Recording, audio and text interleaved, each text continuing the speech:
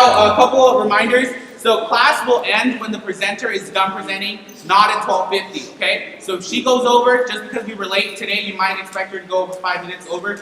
Please wait until she's done. No shuffling, no putting away things, all right? Cell phones are put away, as well as don't do any other classwork while she's presenting. We do have an amazing presenter today, and it's actually my kind of job to present her. She's been working with us for 17 years. Here at Sonoma State as the Associate Director of Student Development, currently working with campus programming here at Sonoma State. So how many of you have received an email at any point in your career here at Sonoma State from Mo Phillips? Yeah, so I'm pretty sure we all know who Mo Phillips is. She doesn't need a big, spectacular introduction, so please give a warm welcome to Mo Phillips.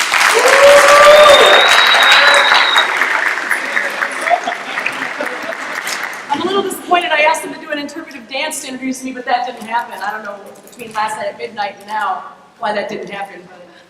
Hello, good to see you all. Hello, good to see you. That was pretty good, actually. Last year, I think they're just like, oh.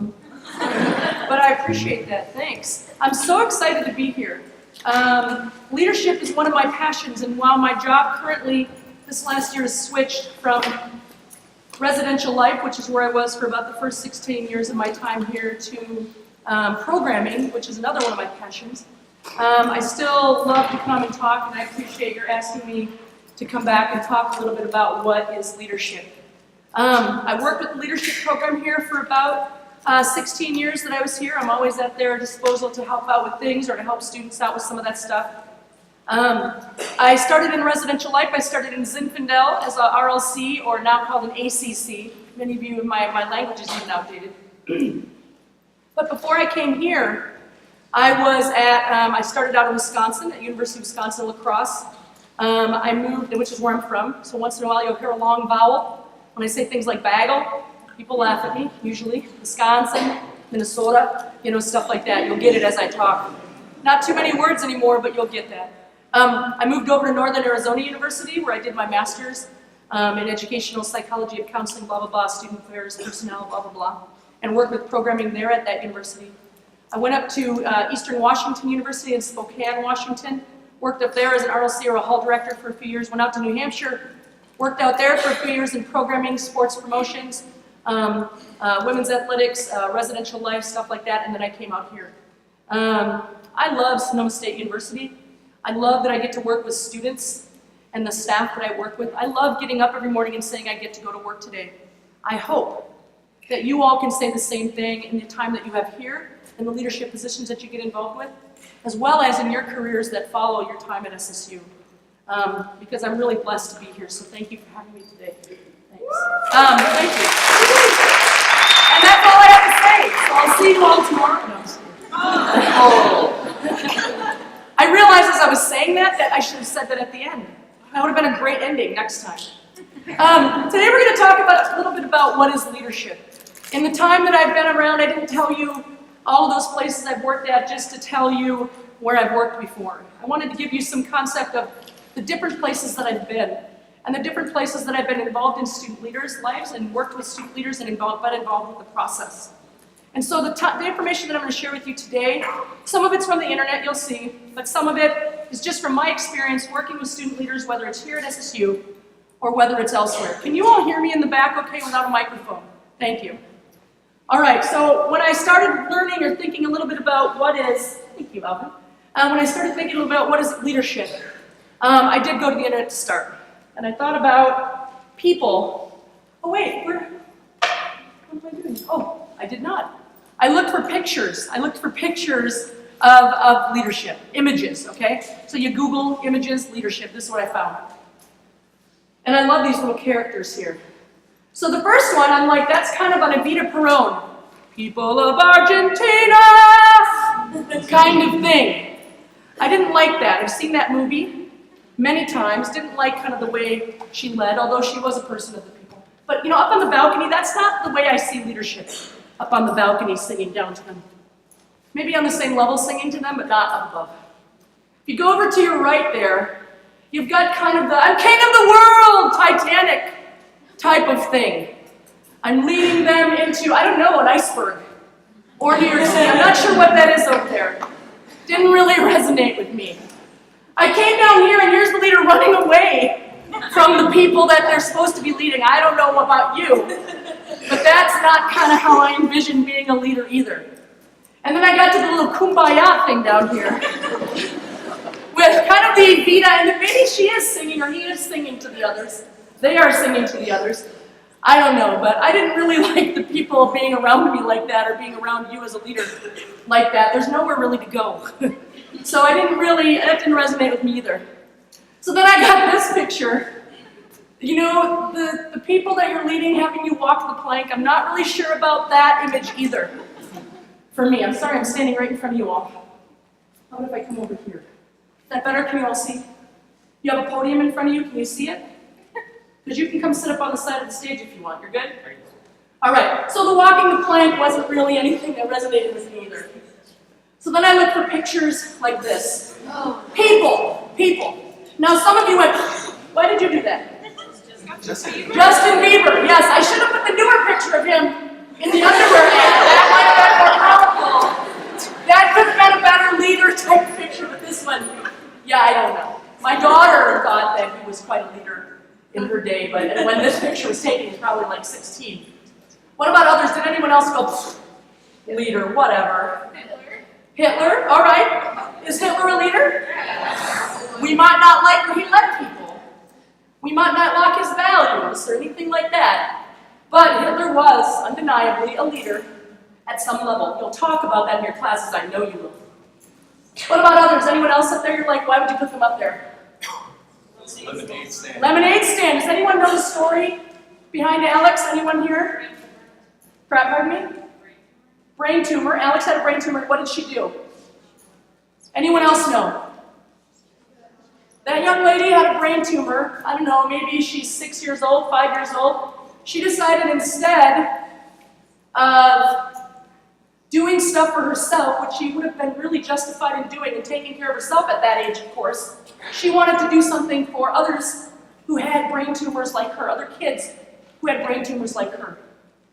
She started a lemonade stand. Other people started lemonade stands. All over the country, at least, maybe the world, people started lemonade stands, Alex lemonade stands. They've raised thousands and thousands, hundreds of thousands of dollars for kids that have cancer. She is a leader. She's what, 5 years old? I mean, that's amazing, isn't it? And there's stories like these, folks, everywhere you go. From the athletic type stuff to the entertainment world, they certainly lead to the political, to the TV, whatever you might say. I mean, there's leaders all around us. And when you think of leader, most of the time you're going to think of something like this. So I looked at that, and that resonated with me a little. I'm very much into pop culture, as you can see from even the presentation itself. And then I looked at books. It's kind of out of focus here a little bit, but there are hundreds, thousands of books on leadership.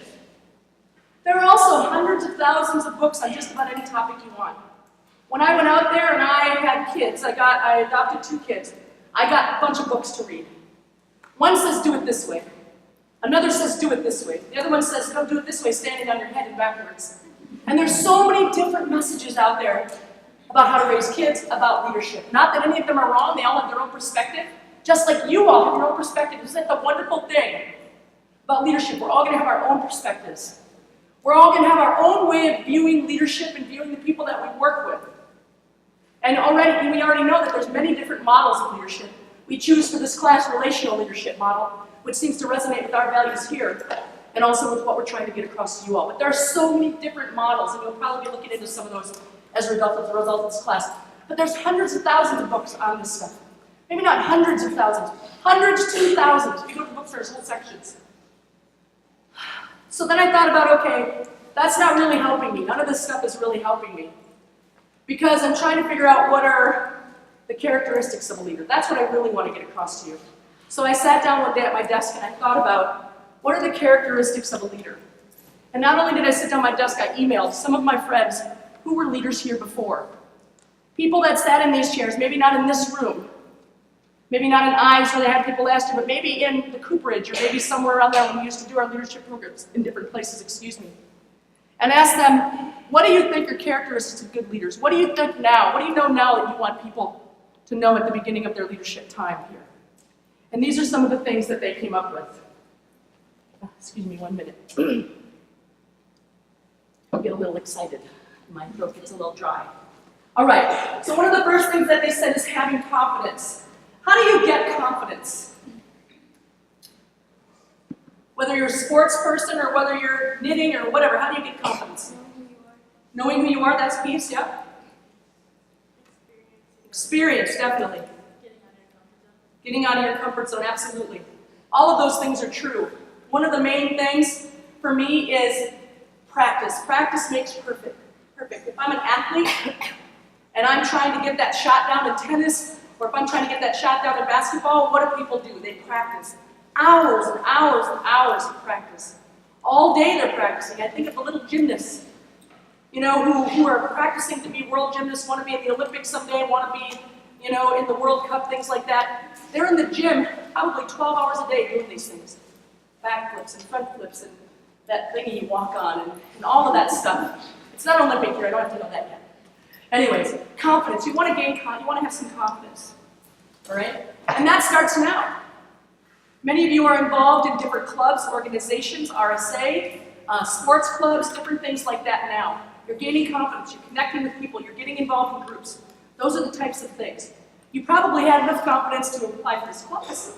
So in one sense, I'm like, congratulations to you all. Because a lot of people didn't think they could be a leader. A lot of students come to me and say, I don't think I could do that. And I'm like, why not? So they don't yet have the confidence to even sign up for this class. Now for some people, they couldn't get the class because it didn't fit their schedule. But for many people, they just don't think they're there yet. And that's okay. Next year, we'll have a new group of people here. But for you all, kudos to you for even signing up for this class, taking the initiative to be involved in leadership in some way. Maybe you're here. How many of you are here because there's a position you want to apply for? Quite a bit of you. That's great. Who's here because they just want to get some interest? They're not sure whether they want to apply for a position yet. Excellent. Good for you too. You're here. That's what counts. Initiative. You took the initiative to get here.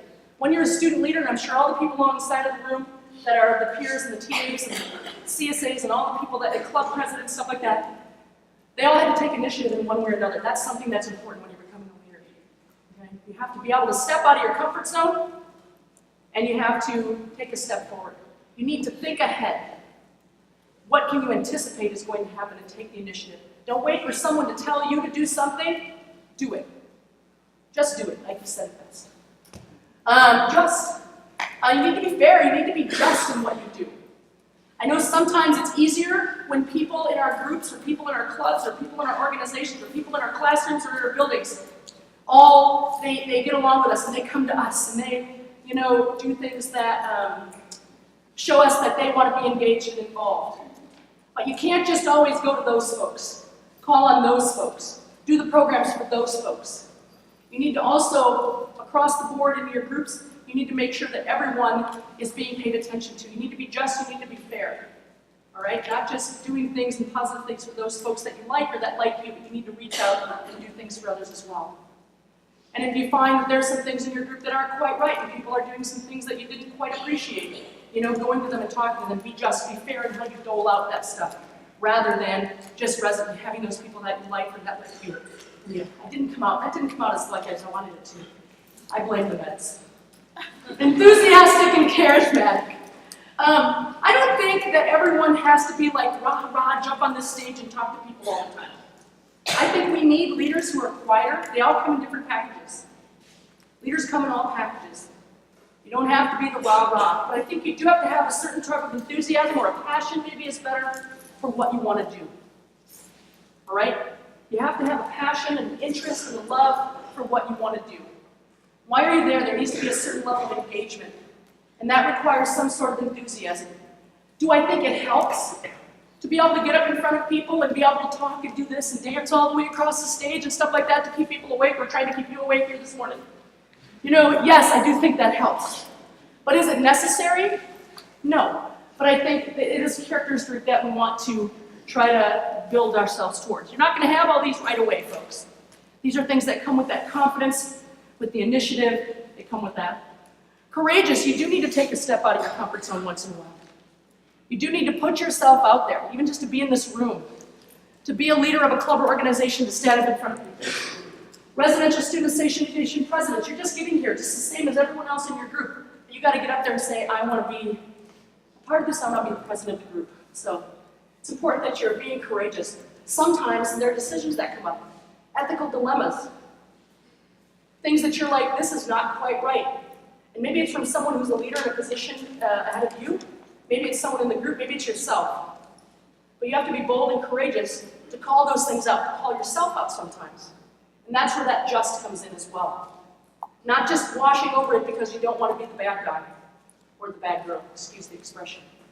You know, you want to make sure that you're being courageous and being bold in what you're doing. Motivated, you want to be motivated. Again, that kind of comes along with the enthusiasm and the passion, but you want to be motivated. Some of us can be very inwardly motivated to get involved, to do the things that we want to do. Some people need outward motivation. Sometimes people are afraid to come up on the stage. They need to clap. You want to clap for them. Come on out, Sandy, come on out here. Sometimes they need that kind of motivation. Sometimes people are just intrinsically, they know what they want, they're going to go get it. And that's where some of that comes into. But you got to find that motivation. The motivation may be to get engaged on your college campus. The motivation may be to make money. The motivation may be to make friends. I don't know what your motivation is for being here or what it will be for the careers that you have later on down the road, but you've got to find that motivation, because I can tell you that there are going to be times when you're going to be sitting in your room or sitting at the stand where you're selling coffee or wherever it is, and you're going to be drained, and you're going to be tired, and you're going to be like, I don't know if I can do this anymore. You probably have that in your academics right now, but what is it that pulls you out of that? What is it that keeps one step from moving in front of the other, or to move in front of the other? Kind of like that Year Without a Santa Claus movie where it's like, put one foot in front of the other. I don't know if you've seen that, the Abominable Snowman. Anyway, I could be dating myself. They're always like, anyways, so you gotta be motivated. Find that motivation. Find what works for you. Find what spurs you on. Could be a person, could be a thing, could be a song, who knows? Good judgment. Critical thinking skills are tough. Tough things to come by, and that's what we're trying to learn in college. We don't all just come in with great critical thinking skills. Some of us might, but not all of us. I sure did. Sometimes I still doubt that I have them. But good judgment, critical thinking skills, that takes practice too. Figuring out what you need to be doing and doing that. Figuring out a situation and taking a situation that you're working with and making the right decision for that situation. Sometimes I think of basketball players. When they're coming down the court, you have the point guard that comes down the court, and they've got to assess the situation. Or a good quarterback. We got the Super Bowl coming up. Not that it matters to me because the Packers aren't there, but I'm just saying that you got a quarterback who comes out there, and whether it's Peyton Manning or Aaron Rodgers or Wilson or Brady, you've got to assess what is the other team throwing at you. And you've got to adjust your game in order to make that play happen. And I think you have to have judgment. Now, not all of us are going to be at the level of a professional quarterback on TV on Super Bowl Sunday. But I do feel like sometimes, many times when I'm doing the job I'm doing, it's just as important, probably more important, because we're dealing with you all. You know, we're helping you all to get to this point. Endurance. This is not a race leadership that's for the faint-hearted or the people that just want to run a little bit and then stop. You know, this is a race, but it's a long-distance race. It's not a sprint. And so we can come out of the gate and be like, oh, I'm going to beat this leadership thing, and you're going to go out there and try to reach that finish line, but you know what? The finish line keeps moving. And that's kind of the fun thing about this. And there's different terrains in leadership, and there's different groups that you're going to be dealing with, different things that come your way each day. I love working here as well because not any day is the same as the day before. And that's how it is in leadership in general, I think. Not any day is the same as the day before. So you got to have endurance to do this stuff, along with the motivation, the confidence, the courage to do these things. Communication. I mean, you have to be able to communicate. Sometimes that's difficult. And again, it comes up to that confidence and the practicing. You have to be able to laugh at yourself and realize, oh, I just made a mistake. Like before, I don't even know what I was talking about with Justin. It just came out. You know, so I made a mistake. That happens. Communication. It's important that we make sure that the people we're communicating with are getting the message. I can talk all day long, but if Alvin doesn't understand what I'm saying, it doesn't make a difference. And if I have a task for him and I tell him something and he doesn't understand it, because it's his responsibility also to make sure that he understands the message, but really the ultimate responsibility is in the sender. The ultimate responsibility, I think, is in us as leaders to make sure that they understand it. And I can just say, do you understand what I'm talking about? And then Alvin needs to tell me whether or not he understands what I'm talking about. Most of the time he gets it. Did you say? Yeah. Hey, anyways, communication is really important. Written communication, work on those skills. We have lots of resources here to do that, but also verbal communication. It's important to be able to get your point across. It's important to get your thoughts across. Meet the group where they're at. It's really important that you assess kind of where the group is at. Like I was talking about that quarterback before. If he's got 3 wide receivers and 2 of them are hurt, he's got to try to figure out what he's going to do with that play. You got to meet your group where you're at. Sometimes they're there and they're ready to work. But sometimes I've gotten in front of a group that I'm working with, and I realize that today we will not get any work done. Today we need to play, or today we need to have group therapy. Because that happens a lot in leadership. We're all in different places. We're all in different frames of mind. Can't tell you how many conferences I've gone on where I've had to sit down with my group at the end of the night and say, all right, let's just have a session where we're putting it all on the table. They want to go play and they want to do their things, but we know it's important to get these things done. So you have to meet the group where they're at. If they're not quite into it that day, and you need to get a lot of stuff done sometimes, we have to say, you know what, this is just not going to get done this way today. Now that doesn't mean that every week that happens.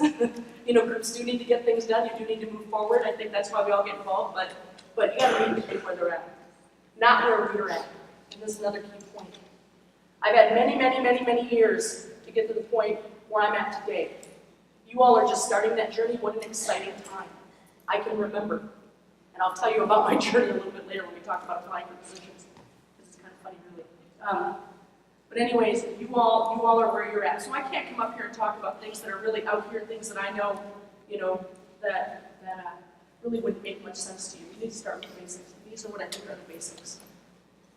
To make the tough decisions sometimes, you need to make the tough decisions sometimes, I think is what I'm trying to say. To be a good Seawolf. Sometimes we see our friends or our fellow leaders doing things that might not necessarily be appropriate, might not necessarily be right, might not necessarily be safe. And we need to be good Seawolves sometimes and call our friends out or address those things that come up. Not ignore them. And you'll be hearing a lot more about those types of things as time goes by, all right? Any questions about these things here? All right, perfectly clear. What you're going to talk about in the next few weeks in your class, and you may have gone over this last week, I don't know, relational leadership. And there's some different things about relational leadership. I'm not going to go into it a whole lot because I know that you're going to be talking about this every week the next few weeks in your classes.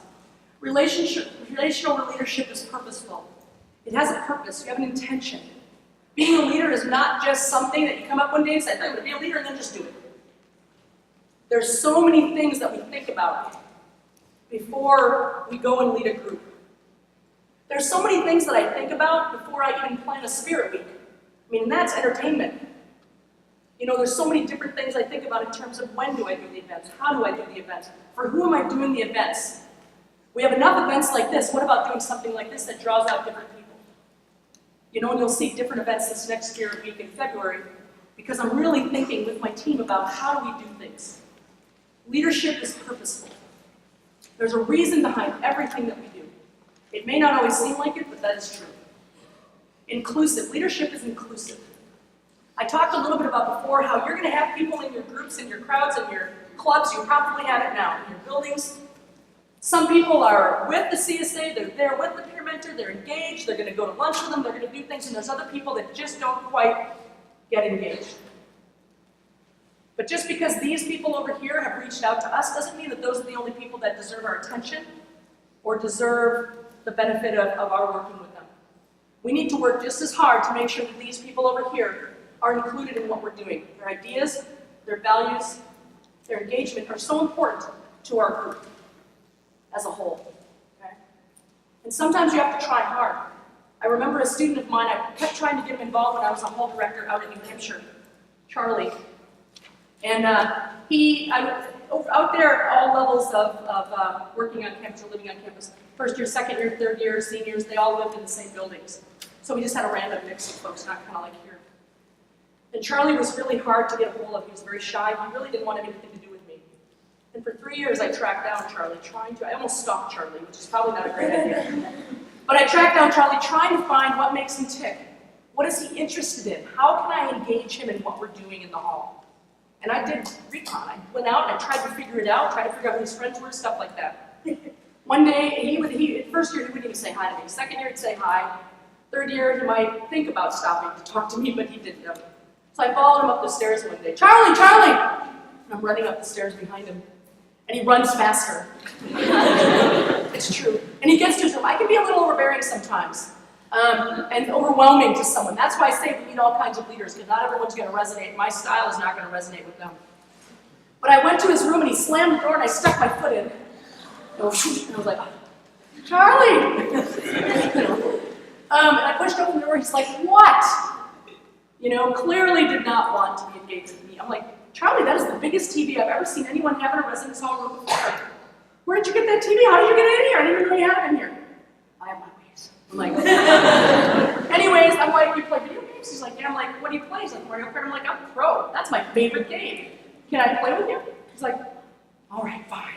And I mean, I could see he wasn't treated. I knew nothing about Mario Kart. I had no idea about Mario Kart. But we played. He cleaned me. He knew I was lying. But I found out that day what his major was. I found out about his family. I found out many other things. Only because I kept trying. 3 years it took me. So 3 years. It was his junior year. It was his senior year, my third year there, my junior year there. So anyways, inclusive. You gotta try to include everyone. Their values, their beliefs, their input are all very important. And Charlie we were able to do some things in the building that year, video game things, but he was very engaged in that. Be inclusive, find a way to reach people. And I know we'll talk a lot about diversity and a lot about diverse ideas in that area as well. Empowering. Have you ever heard the old adage, let's see, what is it about the fish and the loaves? Jesus, what is that? Anyone? Teach a man what? Yeah. Thank you, yes. Teach a man a fish he can eat for a lifetime, give a man a fish he can eat for one day. So anyway, didn't mean to get all crazy religious on you there, but I'm just saying, we have to learn how to work with our people to help empower them to do things, not do things for them. Not do things for them. I think if you can lead a horse to water, but you can't make them drink, we need to figure out ways to help them learn how to drink. But we can't make them drink. We can encourage them to drink the water, but we can't make them. So it's finding ways to empower people to do things. Giving you confidence, giving you ideas, giving you the experience, all of those characteristics, you're going to learn about those things, and then you're going to be empowered, hopefully, by the end of that time, to go and do some things that others have done for you. All of these peer mentors, I would say, are in a role where they can empower you. I'm sure you've had family members and friends, or pastors, or youth leaders, or a variety of other people that have helped to empower you, to make you believe that you can do something that you didn't believe that you could do. We all have those people. And you're going to be that person for someone someday, and we're going to learn about that. Ethical. How's my time? 12:35. What? 12:35. What do I have to tell? Woo. All right, ethical. I talked a little bit earlier about being a good Seawolf, and sometimes that means you have to make tough decisions sometimes. Ethical decisions. It's easy to overlook something. It's easy to let something slide by. It really is, because all you have to do is go, didn't see it, make on your merry way.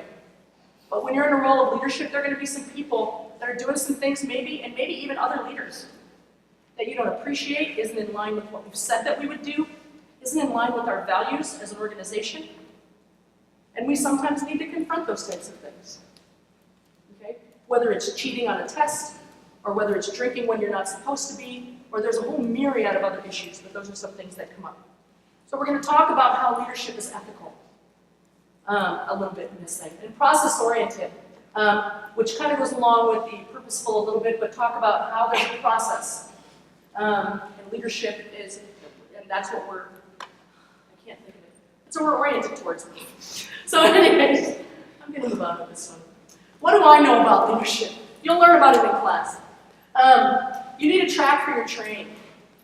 And that's where some of those things come in. You don't just don't see a track. That on Polar Express. You remember Polar Express? Where the train goes onto the ice and it doesn't have a track really. The track's hidden by the ice and it's like sliding all over the place.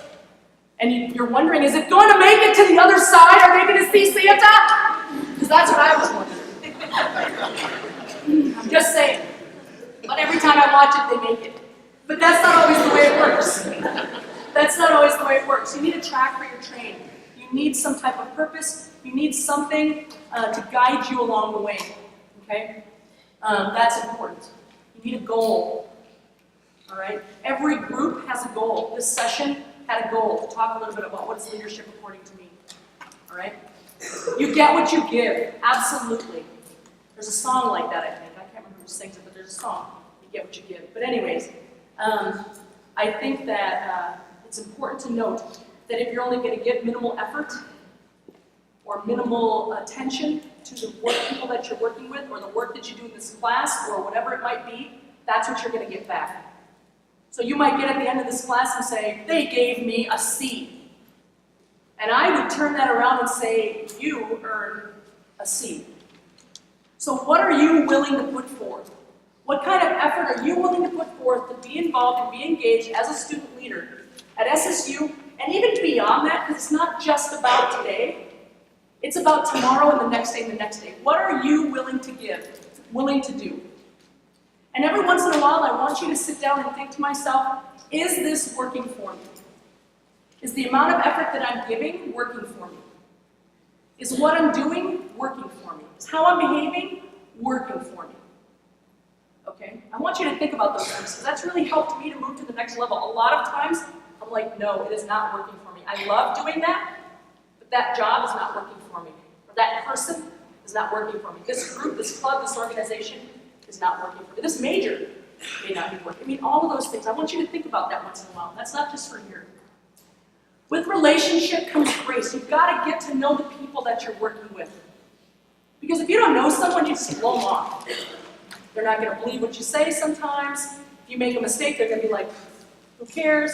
With relationship comes grace. Getting to know the people that you're working with or working for or working around. They get to know you and who you are and what you're about. If you make a mistake, there's going to be some grace that comes from that because they know who you are. They know that you're not always about that. So get to know the people that you're leading. Get to know the people that are leading you or that you allow to lead you, because really, it's who do we allow to lead us. Sometimes we allow people to lead us over a cliff. Anyone have that situation in their life where they've had people that they just let take them somewhere and it was the wrong path? I know I have. Don't be afraid. It's okay. Nobody's taking notes. There's no cameras. There might be a camera, but we're not looking at it for that reason. Anyways, pay attention. Sometimes you have to be quiet. You need to listen. You need to observe. This is really hard for me, to quiet myself inside and outside. Sometimes I need to put the little key in lock on and listen truly to what someone's saying. Stacy and I were having a conversation earlier. I think we were both talking. I think I could have listened a little better. Okay? So sometimes I need to listen. It's not always easy. Leadership isn't meant to be easy. Ding, ding, ding. It's just not going to be that way sometimes. Leaders just do it. They take the initiative. Like I said before, that's important. There's not one right way to do it. There are 200 people in this room, maybe, give or take, a couple. There can be 200 different ways that you're going to do something. Not one of you is going to do something the same way. There are CSAs out there, peer mentors, not one of them do it the same way. Does it mean that they're doing it wrong? Absolutely not. We all have our way, our style, our gig. We all bring something amazing to the table, amazing to this group, amazing to our groups that we work with. You know, try not, this is difficult, but it's important. Try not to compare yourself to the person next to you. Try not to compare yourself to the person leading you. Try not to compare yourself to anybody else except for yourself. Okay? We've got to look out for one another. That's so, so important. And I know you see a theme in this, taking care of each other. We're all Seawolves. We are. We've got to take care of one another. We've got to look out for each other. If we notice that someone in our group or in our class or in our club or in our organization at the job that we're working at is having a rough time, it's easy to walk by and ignore it, isn't it? It's easy to say, I've got my own problems. But as you're getting involved in leadership and getting involved in these types of roles, is it the right thing to do to ignore it? Is it the right thing to do to walk by? At least for that. You might come back to it later, you know. But let's look out for each other.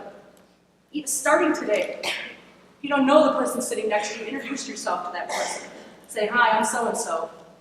You know, and you might know them already, though. You two knew each other, didn't you already? I could tell. But that's okay, too. Looking out for each other, that's important. Leadership should be fun. If it gets to the point where it's not fun anymore, there are some hard times, and I'm not saying that one hard time makes it not fun. But if you're finding that every time you're going to something, it's not fun, I would say ask yourself that question before, is this working for me? Because if it's not fun for you leading, it's probably not fun for the people following. And you need to reevaluate something. It should be fun. I've had so much fun doing the things that I'm doing. Not that it hasn't been hard, but it's been fun. Now I want to talk to you a little bit. Some of you rose your hand. Most of you rose your hand and said, I should not go too close to the edge. Oh my gosh, Alvin, what happened? I put it in my pocket and that was the problem. I was afraid I might fall off the edge there for a minute. And then I got a little antsy. So some of you said that you're going to be applying for leadership positions. Now is your time, isn't it? How many of you have completed the application? You're aware of it. Some of you, do you like my t-shirt quilt? My mama made that for me. It's like the coat of many colors that Dolly Parton sings of. Only some of you know that song, I guess.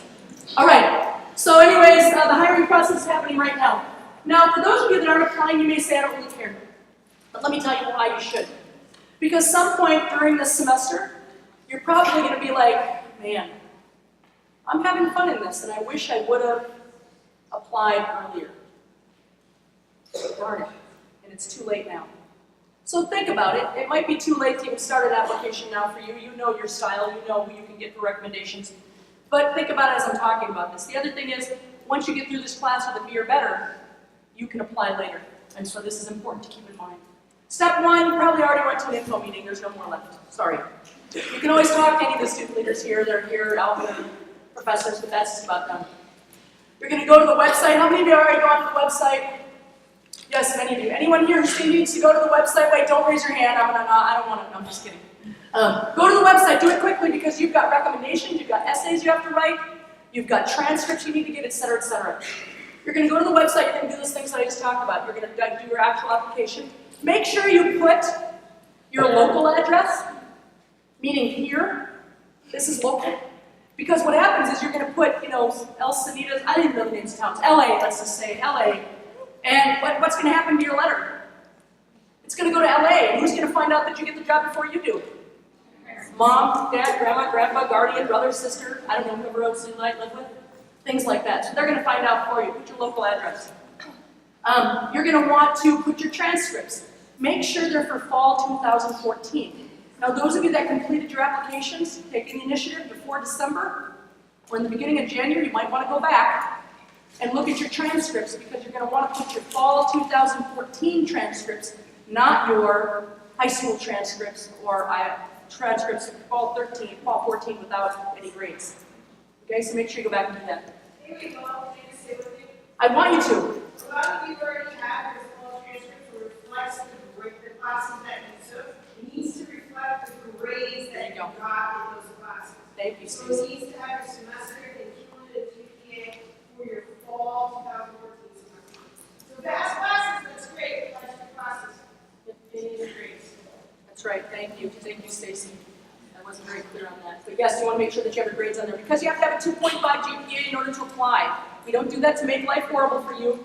We know how challenging all of these jobs can be, and we want to make sure that you're doing well academically before you get into this position that's going to take a lot of your time as well, any of the positions, all right? When you are thinking about recommendation letters, make sure you're asking them ahead of time. Asking them Friday to do your letter of recommendation is probably not a good idea since they're due at 4:30 on Friday. All right? Emailing them and saying, hey, I got this recommendation, thanks for doing it. Probably not a good way to ask for a letter of recommendation. Might be good to talk to them face-to-face, might be good if you email them to ask them if they have time and can do a positive letter of recommendation. Can I tell you, that's a key, positive. How many times have we gotten letters of recommendation that are like, a lot? Because you're asking people that don't really know you very well, or you're not a very good judge of who can give you a good letter of recommendation. So that's why you have to ask them, okay? So that's always a good thing. Maybe too late for now. Some of you are like, crap, But for future, always good when you're asking for a letter of recommendation, can you do one, and can you do a positive one? Okay? That's good to know. If people can't, they'll let you know. It'll be hard for them to say it, but they'll let you know. That's the ethical thing to do, right? So you're going to do your transcripts, you're going to do that. You're going to complete this class, University 238 with a B or better. Not a B minus, folks, B or better. Keep working. Keep your eye on the prize. You're going to submit your application no later than this Friday at 4:30 p.m. The system locks at 4:30 p.m. Not 4:31, not 4:32, not 4:30 and a half. The clock sets itself. It turns it off, click. So that's what you need to do. Make sure it's all in there, all right? Online interviews will take place between February 2nd through the 6th.